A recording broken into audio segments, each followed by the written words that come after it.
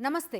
Doctor Reddy's, Aurobindo, Sun Pharma, Gland ఇండియాలో వేగంగా విస్తరిస్తున్న ఫార్మా కంపెనీలివి. వేల కోట్ల రూపాయల సామ్రాజ్యాన్ని నడిపించడానికి ఈ కంపెనీల వెనుక ఉన్నది కేవలం భారత్ మార్కెట్ మాత్రమే కాదు, అమెరికా కూడా ఈ కంపెనీల ఎదుగుదల వెనుక కీలక పాత్ర పోషిస్తోంది. అదే అమెరికా ఇప్పుడు ఇండియాపై పన్నుల భారం మోపింది. ప్రస్తుతానికి ఫార్మాను మినహాయించినప్పటికీ కంపెనీలపై సుంకాల కత్తి వేలాడుతూనే ఉంది. ఒకవేళ ట్రంప్ ఫార్మా రంగంపై కూడా దిగుమతి పన్నులు విధిస్తే దేశీయ ఫార్మా రంగం పరిస్థితి ఏంటి? ఇదే ఇవాల్టి సాక్షి స్పెషల్ ఫోకస్. దేశంలో పరుగులు పెడుతున్న రంగాల్లో ఫార్మా రంగం కూడా ఒకటి. 15 ఏళ్లుగా ఈ రంగంలో చాలా మార్పులు వచ్చాయి. దేశంలో మంచి వృద్ధి సాధిస్తున్న రంగాల్లో ఫార్మా కూడా ఒకటి. ఇప్పుడు ఈ రంగం ఒడిదుడుకులకు లోనయ్యేలా ఉంది. ఇప్పటికిప్పుడు ప్రమాదం లేనప్పటికీ అమెరికా అధ్యక్షుడు ట్రంప్ ఎప్పుడు ఏ బాంబు పేలుస్తారో అనే భయం ఫార్మా రంగాన్ని వెంటాడుతోంది. Piramal pharma, Gland pharma, Sun pharma, Aurobindo ఇలా దేశీయంగా ప్రముఖ కంపెనీలు చాలా ఉన్నాయి. చాలా కంపెనీలు అమెరికాపై ఆధారపడి పనిచేస్తున్నాయి. ఉదాహరణకు గ్లాండ్ ఫార్మానే తీసుకుంటే ఆ కంపెనీకి ₹100 ఆదాయం వస్తే అందులో అమెరికా షేర్ ఏకంగా 54%.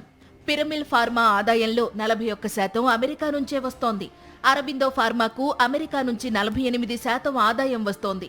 పన్నుల భారం పడితే ఈ కంపెనీల పరిస్థితి ఏంటి? ఇప్పటికే చాలా వస్తువులపై 50% పన్నులు విధించింది అమెరికా. ఈ నెల 27 తరువాత ఇండియాపై దిగుమతి సుంకాల భారం పూర్తి స్థాయిలో పడుతుంది. భారత్ అమెరికా వాణిజ్య సంబంధాలు ఇప్పుడు క్లిష్టంగా మారాయి. ఉన్నంతలో ఈ క్లిష్టత నుంచి బయటపడిన రంగాల్లో ఫార్మా ఒకటి. ప్రస్తుతానికి ఇండియన్ ఫార్మా రంగాన్ని టచ్ చేయలేదు ట్రంప్. సెక్షన్ 232 కింద ఫార్మాకు మినహాయింపు ఇచ్చారు. అయితే ఇది తాత్కాలికం మాత్రమే. భవిష్యత్తులో ఖచ్చితంగా ఫార్మాపై కూడా పన్నులు పడతాయని ట్రంప్ బహిరంగంగా ప్రకటించారు. ఫార్మాపై ఉన్న ఫలంగా ట్రంప్ భారం మోపకపోవడం వెనుక ప్రత్యేక కారణాలున్నాయి. ప్రస్తుతం అమెరికాలో అమ్ముడవుతున్న ప్రతి 3 ఔషధాల్లో ఒకటి ఇండియన్ కంపెనీ తయారు చేసిందే. అమెరికాలో ఔషధాలు తక్కువ ధరలకు దొరుకుతున్నాయంటే దానికి కారణం ఇండియా నుంచి చౌకగా అమెరికాకు ఔషధాలు చేరుతున్నాయి. ఇప్పుడు ఈ రంగంపై సుంకాలు విధిస్తే అమెరికాలో ఔషధాల రేట్లు ఉన్న ఫలంగా రెట్టింపవుతాయి. అమెరికన్లపై, ఇన్సూరెన్స్ కంపెనీలపై ఆ భారం పడుతుంది. ఇది ట్రంప్ సర్కార్పై వ్యతిరేకత తీసుకొస్తుంది. అందుకే ఫార్మాను ప్రస్తుతానికి టచ్ చేయలేదు ట్రంప్. సో అమెరికా ప్రజల మీద కూడా ఒత్తిడి, ట్రంప్ తాలూకు టారిఫ్ల ఒత్తిడి పడుతుంది. ఇట్లాంటి ఒత్తిడిని 3 నుంచి 5 సంవత్సరాల పాటు అమెరికా ప్రజలు అసలు భరించలేరు.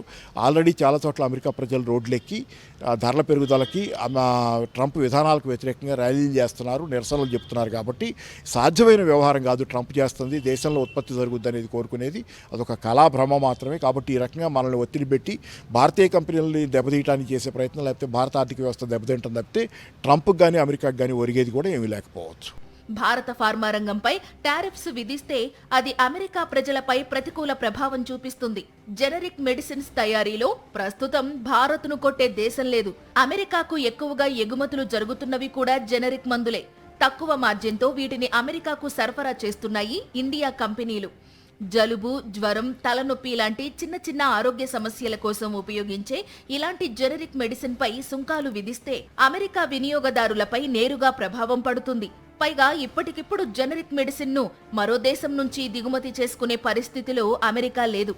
అందుకే ఫార్మా రంగాన్ని చూసి చూడనట్టు వదిలేసింది అమెరికా. అయితే ఇది తాత్కాలికం మాత్రమే.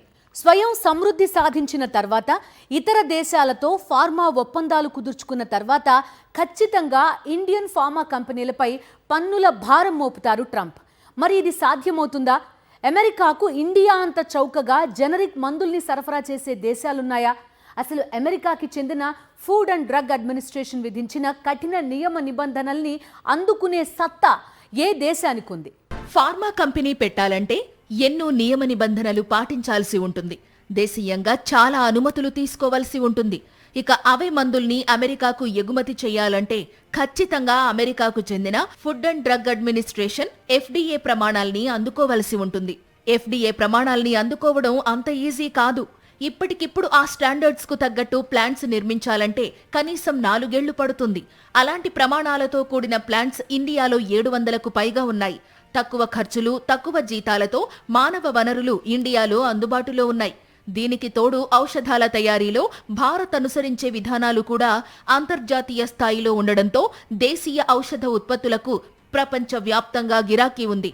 2024-25 ఆర్థిక సంవత్సరంలో భారత ఫార్మా కంపెనీలు వివిధ దేశాలకు $30.47 బిలియన్ ఎగుమతులు చేయగా అందులో $9.8 బిలియన్ ఖరీదైన ఔషధాలు అమెరికాకు చేరాయి.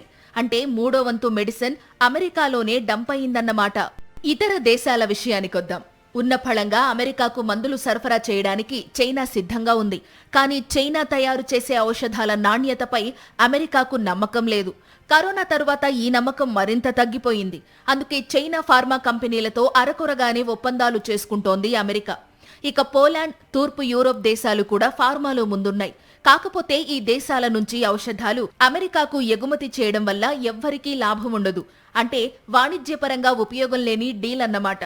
అమెరికాకు పొరుగునే ఉన్న మెక్సికో భౌగోళికంగా అనుకూలతలు ఎక్కువగానే ఉన్నప్పటికీ ఔషధాల్ని ఎగుమతి చేసే స్థాయిలో ఆ దేశం లేదు. ఇక బ్రెజిల్ ఫార్మా రంగంలో దూసుకుపోతున్నప్పటికీ తమ దేశీయ అవసరాలకే అది కట్టుబడి ఉంది. ఎగుమతులు చేసేంత స్థాయికి అది చేరలేదు.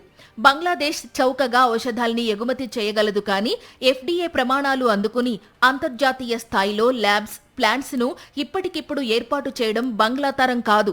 6.5% జీడిపి గ్రోత్ ఉన్న మన కంట్రీ.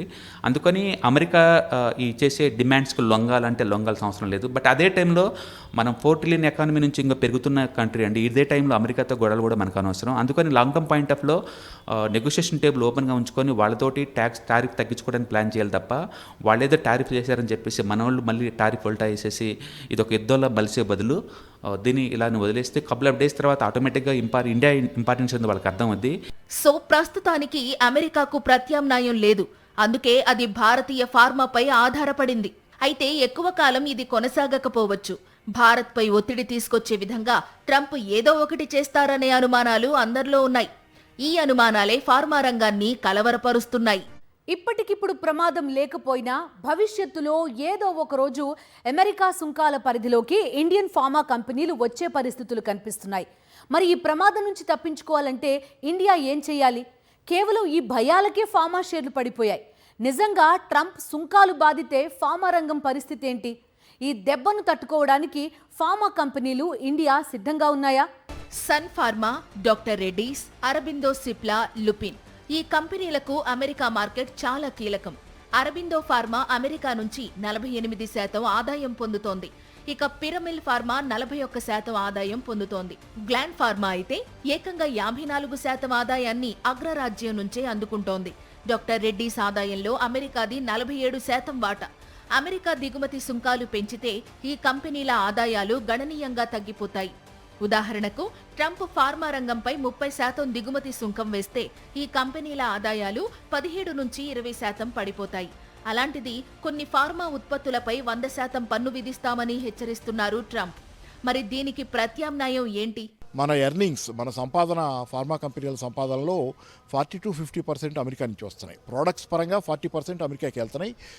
ప్రైస్ అంటే డబ్బుల పరంగా వచ్చే ఆదాయ పరంగా చూస్తే 40-50% ఆదాయం, ఎక్స్పోర్ట్స్ ఆదాయం మనకి అమెరికాకి ఎక్స్పోర్ట్ నుంచే వస్తుంది ఫార్మాస్యూటికల్ రంగంలో. రెండోది ఏంటంటే ఇక్కడ మీకు కనుక ఇప్పుడు ఈ 50% టారిఫ్స్ కనుక పడేటట్లయితే ఈ కంపెనీల మార్జిన్లు 5-10% ఎఫెక్ట్ అవుతాయి. ఎఫెక్ట్ అయితే కనుక అది లాభాల మీద ఎఫెక్ట్ పడుద్ది, కంపెనీల లాభాల మీద ఎఫెక్ట్ పడుద్ది. చాలా కంపెనీల తాలూకు ప్రాఫిట్ మార్జిన్స్ దెబ్బతింటాయి. ఇప్పటికే ఈ దిశగా కంపెనీలన్నీ ఆలోచనలు చేస్తున్నాయి. ఈ విషయంలో అరబిందో ఫార్మా ఒక అడుగు ముందుకేసింది. అమెరికాకు చెందిన లానెట్ ఫార్మాను $250 మిలియన్ కొనుగోలు చేసింది. మిగతా కంపెనీలు కూడా అమెరికాలో మ్యానుఫ్యాక్చరింగ్ యూనిట్లు నెలకొల్పడం లేదా అక్కడి కంపెనీలతో ఒప్పందాలు చేసుకోవడం లాంటివి చేసే ఆలోచనలో ఉన్నాయి. ట్రంప్ కోరుకునేది కూడా ఇదే. ఇదంతా ఎందుకు చేస్తున్నాడు ట్రంప్ అనే దగ్గర ఆయన ఉద్దేశం బహుశా ఇట్లా కనుక ఒత్తిడి పెడితే వేరే దేశాల్లో ఉత్పత్తి చేసి అమెరికాలో అమ్మటం కంటే డైరెక్ట్ పోయి అమెరికాలోనే మనం ఉత్పత్తి మొదలు పెడితే బెటర్ అని అనుకుంటారు. దానివల్ల ఏంటంటే ఫార్మా ఉత్పత్తి కంపెనీలు అమెరికాలోనే వస్తాయి, అమెరికాలోనే ఉత్పత్తి మొదలు పెడతాయని ఆయన అనుకుంటుండొచ్చు. అమెరికా సుంకాలు విధిస్తే ఫార్మా ఎగుమతుల కోసం ప్రత్యామ్నాయ మార్కెట్లను అన్వేషించాలి. అంటే యూరోప్, లాటిన్ అమెరికా, ఆఫ్రికా మార్కెట్లపై కంపెనీలు దృష్టి పెట్టాల్సి ఉంటుంది. అమెరికా మార్కెట్పై ఆధారపడడాన్ని తగ్గించుకునేందుకు కొత్త ఆవిష్కరణలు, బయోటెక్, స్పెషాలిటీ డ్రగ్స్ పై భారత ఫార్మా కంపెనీలు ఎక్కువగా ఫోకస్ చేయాలి. ఈ దిశగా పెట్టుబడుల్ని పెంచాల్సిన అవసరం ఉంది. అయితే పన్నుల భారం పడకముందే ఈ పని చేయాలి. అమెరికా సుంకాలు విధించడం మొదలు పెడితే కంపెనీలకు లిక్విడిటీ సమస్య ఎదురు కావచ్చు. ఫార్మా రంగంపై అమెరికా సుంకాలు విధిస్తే భారత ప్రభుత్వం కంపెనీలకు మరికొన్ని రాయితీలు ప్రకటించాల్సి వస్తుంది. నూతన ఆవిష్కరణల కోసం ఎక్కువ ప్రోత్సాహకాలు అందించాల్సి ఉంటుంది. 2013 నుండి 22 మధ్య 10 ఏళ్లలో భారతీయ జెనరిక్ మందుల వల్ల అమెరికా ఎకానమీకి $1.3 లక్షల కోట్ల ఆదా అయింది. సుంకాలు విధిస్తే అమెరికా ఎకానమీపై దాని ప్రభావం పడుతుంది. ప్రస్తుతానికైతే ఫార్మా రంగంపై ట్రంప్ కన్ను పడలేదు. జెనరిక్ మెడిసిన్ ఉత్పత్తిలో తిరుగులేని స్థానంలో కొనసాగుతున్న భారత్ ఫార్మా కంపెనీలపై ఇప్పటికిప్పుడు దిగుమతి సుంకాలు విధించే స్థితిలో అమెరికా లేదు. నిజంగా ఈ విషయంలో ట్రంప్ తన తెంపరితనాన్ని చూపిస్తే ఆ దుస్సాహస ప్రభావం నేరుగా అమెరికా ప్రజలపై, అక్కడి ఇన్సూరెన్స్ కంపెనీలపై పడుతుంది. అది ట్రంప్ ప్రభుత్వానికి అస్సలు మంచిది కాదు. సో జెనరిక్స్ లో ఉన్న ఈ బలాన్ని ఉపయోగించుకుని అమెరికాతో గట్టిగా మాట్లాడాలని ఫార్మా రంగ నిపుణులు ప్రభుత్వాన్ని కోరుతున్నారు. ఇది ఇవాల్టి స్పెషల్ ఫోకస్. మరో ఫోకస్ లో మళ్ళీ కలుద్దాం. Stay with us.